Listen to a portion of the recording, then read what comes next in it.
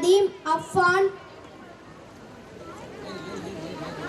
Mohammed Nafees, Ibrahim MP, Mohammed Sahib, Marwan. அஸ்ஸலாமு அலைக்கும். முதல் நாள் மனிதர்கள் காட்டை சேதப்படுத்துகிறார்கள்.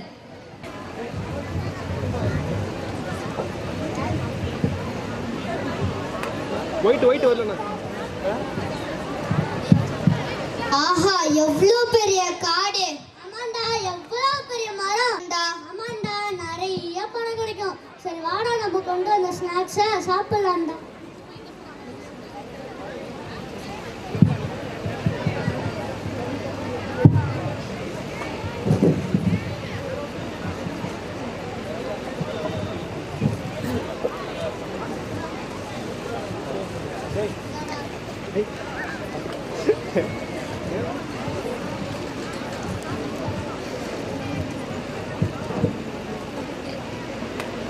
பாட்டு போடுறா. போட்டாச்சுடா.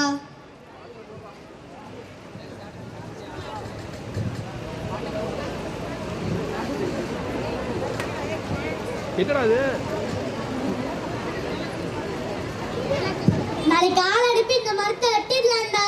ஆமாடா, வாடா போலாம்.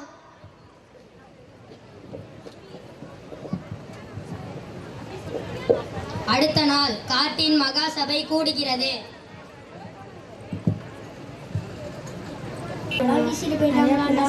அமைதி, அமைதி. நம் காட்டின் மகாசபை இப்போது கூடுகிறது.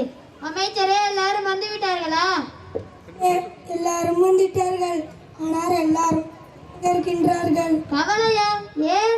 ஆமரசே, நேற்று அந்த மனிதர்கள் காட்டில் பிளாஸ்டிக் பைகளை வீசிவிட்டு போய்விட்டார்கள். அதை சாப்பிட்ட என் நண்பன் குரங்கு இப்போது வயிற்று வலியால் துடிக்கின்றான். அது மட்டுமா அரசே, அவர்கள் கொண்டு வந்த சத்தமான பாட்டு பெட்டிகளால் எங்க நிம்மதியாக தூங்க கூட முடியவில்லை. எனக்கு ரொம்ப பயமா இருக்கிறது அரசே. அவர்கள் மரங்களை வெட்ட போவதாக பேசிக் கொண்டிருக்கிறார்கள். நாம் எங்கே போவது?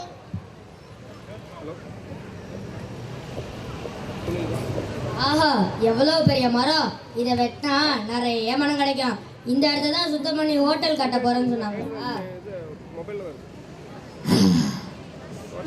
மாறடா, இது எங்கள் வீடு. இதை அழிக்க உனக்கு உரிமை கொடுத்தது யார்? அது காடு எல்லோருக்கும் பொதுவானது தானே. என்றால் பாதுகாக்கணும். அழிக்க இல்லைன்னா எப்படி மலையேறும்? சுவாசிக்க காற்றெங்கே கிடைக்கும்? இதோ பார், இதை இங்கு வீசுகிறாயே, இதை சாப்பிட்டு என் இனமே அழிக்கிறது தெரியுமா? என்னை மன்னித்து விடுங்கள். சுயநலத்தால் நான் செய்த தவறு இப்போதுதான் எனக்கு புரிகிறது. இனிமேல் மரங்களை வெட்ட மாட்டேன். பிளாஸ்டிக் பொருட்களையும் காட்டில் வீச மாட்டேன். ஒரு மனிதன் திருந்தினால் போதாது, எல்லா மனிதர்களுக்கும் இதை சொல்ல வேண்டும். காடு இருந்தால்தான் நாடு இருக்கும். மரத்தை